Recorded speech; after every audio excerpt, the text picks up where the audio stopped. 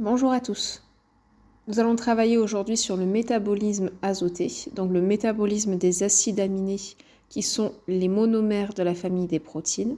Donc par métabolisme, on entend l'ensemble des réactions chimiques qui vont se dérouler au sein de l'organisme et qui vont permettre d'assurer son bon fonctionnement.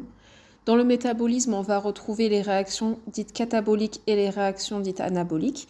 Donc l'anabolisme, ce sont des réactions qui sont endergoniques, c'est-à-dire qui vont consommer de l'énergie. Et cette énergie va permettre justement la synthèse de molécules un peu plus grosses. Tandis que le catabolisme, les réactions cataboliques vont être des réactions exergoniques, donc ils vont permettre de produire de l'énergie.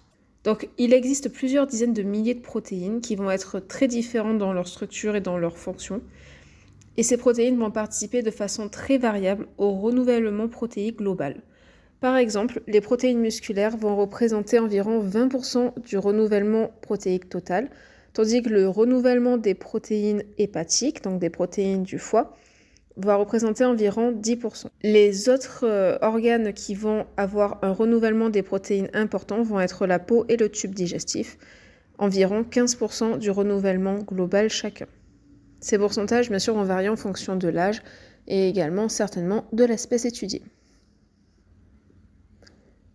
Donc pourquoi est-ce qu'on a un renouvellement protéique ? Ce renouvellement protéique, en fait, il va permettre d'avoir une adaptation de notre organisme à nos conditions de vie.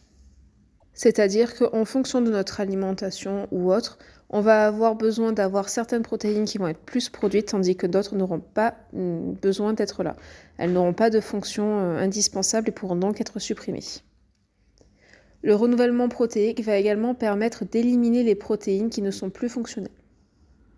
Donc l'objectif de ce chapitre va être de comprendre comment se fait la synthèse de ce pôle d'acides aminés libre, donc par anabolisme, et comment va se faire sa dégradation, qui s'appelle le catabolisme. Donc ce chapitre va être divisé en plusieurs parties. Tout ce qui va être abordé dans cette partie-là, dans cette vidéo, va concerner donc les généralités ainsi que l'anabolisme qui va être très rapidement abordé, tandis que les prochaines vidéos et les prochaines parties vont donc être tournées vers le catabolisme qui est beaucoup plus développé. Donc comment va se faire la synthèse du pôle d'acide aminé ? Donc là, on est dans ce qui va être de l'anabolisme. Tout d'abord, on va avoir un apport via l'alimentation. Normalement, on conseille d'avoir un apport protéique de 1 g par kilo et par jour. Donc, si on pèse environ 60 kg, il est recommandé de consommer 60 g de protéines par jour. Donc, les acides aminés vont être apportés par l'alimentation sous forme de protéines et ces protéines vont ensuite être hydrolysées en peptides et en acides aminés isolés et cette hydrolyse va commencer au niveau de l'estomac. Elle va se poursuivre ensuite au niveau de l'intestin et plus précisément dans les cellules épithéliales qui vont être au niveau de la muqueuse. Puis ces peptides, grâce à des systèmes de transport, vont ensuite rejoindre la circulation sanguine. Une autre source importante d'acides aminés pour recomposer le pôle d'acides aminés va être la protéolyse. Ça va être la principale source d'acides aminés pour l'organisme, environ 75%, tandis que les apports, notamment via l'alimentation, vont représenter que 25%. La protéolyse va être donc la destruction des protéines de notre organisme. C'est un processus qui va consommer beaucoup d'énergie. C'est un processus qui est également très bien régulé, tout comme la synthèse protéique, et va être variable en fonction donc, des conditions nutritionnelles et hormonales.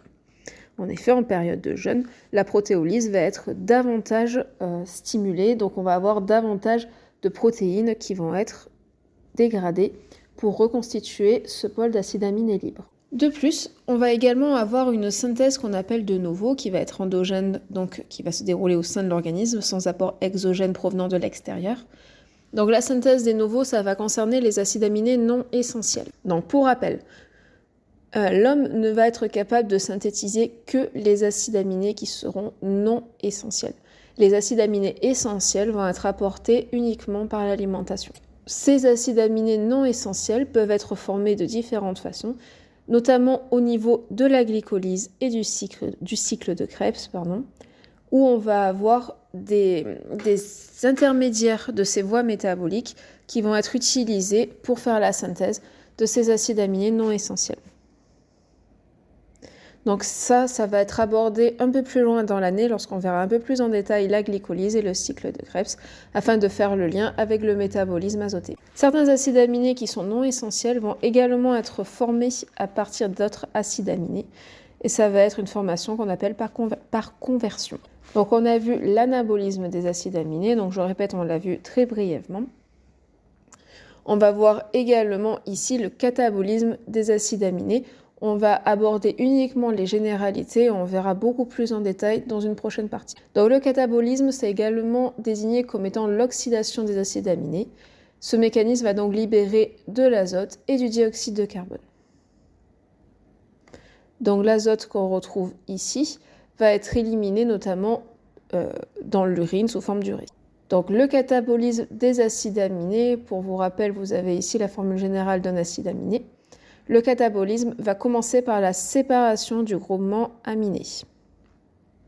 Donc l'élimination du groupement aminé va se faire par deux réactions chimiques que nous verrons plus tard, à savoir la transamination et la désamination.